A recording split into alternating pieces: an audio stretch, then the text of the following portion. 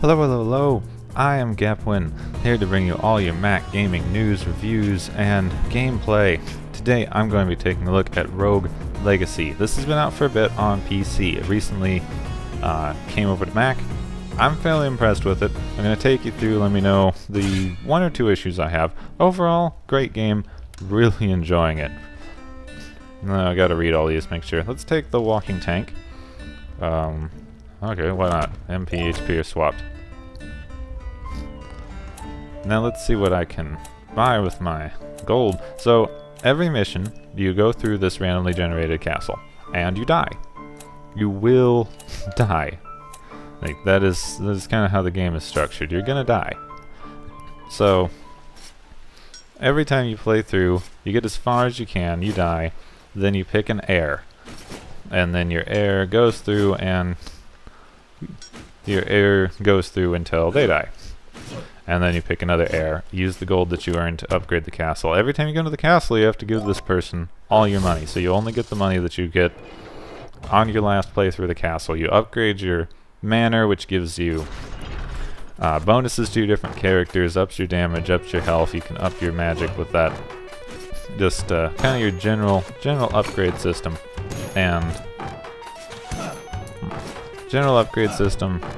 And then you play through the castle as far as you get more gold, try to fight one of the bosses. Very interesting idea. The castle is randomly generated, but it's randomly generated into a series of rooms. Each of these rooms is made by the developers, which I think is a good thing, because in something as finicky as a puzzle action platformer, having completely randomly generated stuff would be a little annoying, but you will see some of the rooms more than once. Not hugely. I've played quite a bit and have only seen a few repeats, so there's a very good variety, but it's kind of... I don't know exactly how to describe it. It's a bunch of rooms that are randomly picked and then put together. So, randomly generated, but randomly generated from a set of options instead of everything being generated every time. Now, this is something that I'm noticing. This is running a teeny bit slower than normal, and I was going to talk about this later because I thought it only happened with some of the graphical overlays they've had, which I'll try to show you later, but it seems to be happening with this person because my health and magic points are switched up in the corner there, which is something that I've been noticing more and more. This is the first time I've seen it happen with something that wasn't graphical, but that's even more annoying now that I know this. It seems like anytime it makes a big change to the game like that, either it has some overlays that it puts over the screen that make things black and white or fuzzy when you get further away from them, etc., or even now just changing your health and magic points up in the corner, it slows down the game significantly, which is very strange and not normal. This game runs great normally. You know, I've experienced no frame drops, no lag, no anything, until you get into these things, which tells me that it's a glitch with the Mac port.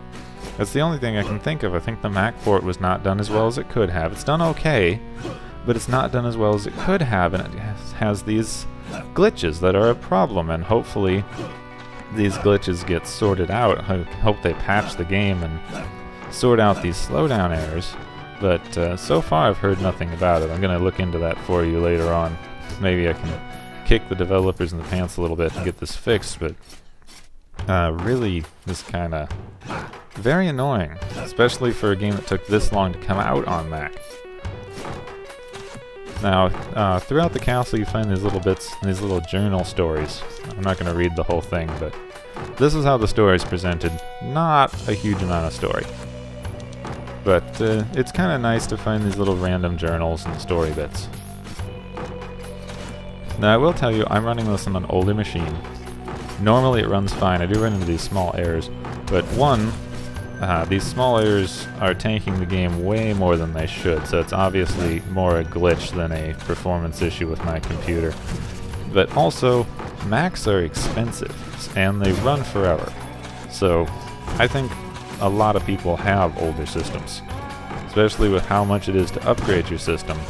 So, Playing on an older system is probably good for most people to see how it runs. I am going to update. I don't want to do a channel with like, oh, look, here's how it runs on this like version of Mac. I want to look at the games and be able to tell you the games in the news, but as for now, I have not been able to upgrade yet, so I'm going to be playing on an older Mac for a little while.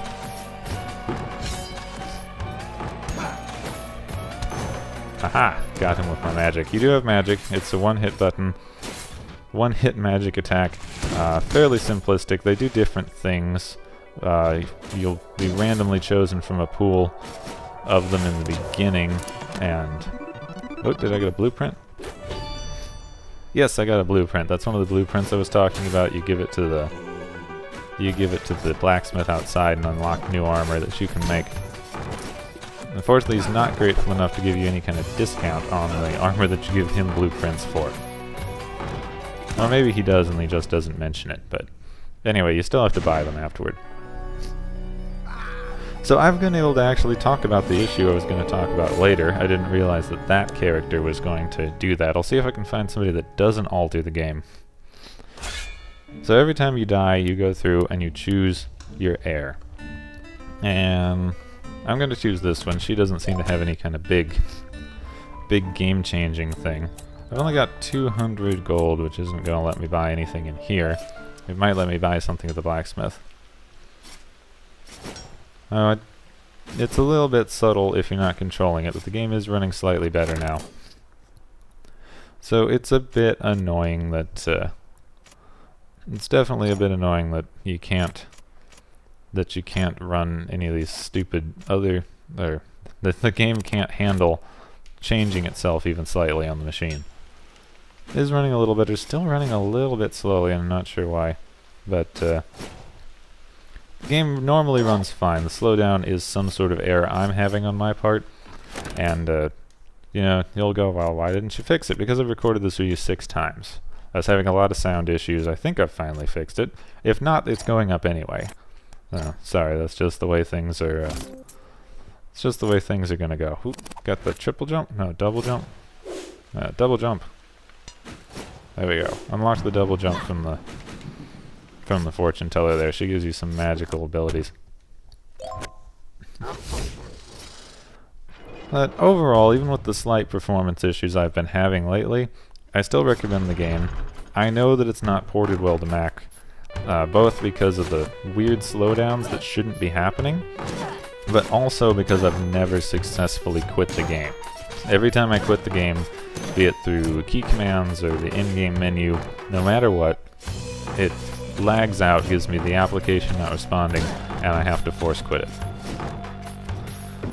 So keep that in mind as well. It's just, it runs okay, but there's just something wrong with the Mac port. Little things that, personally, I don't think they break the game that much. I still enjoy it, I still play it, but if is an issue for you, then maybe... If this is an issue for you, then maybe wait and see if they patch it later on, especially since it's a $15 game. So this is Rogue Legacy. I do recommend it's available for $15 pretty much everywhere. I know you can get it on Steam, the new Humble Store. I believe it's on Good Old Games.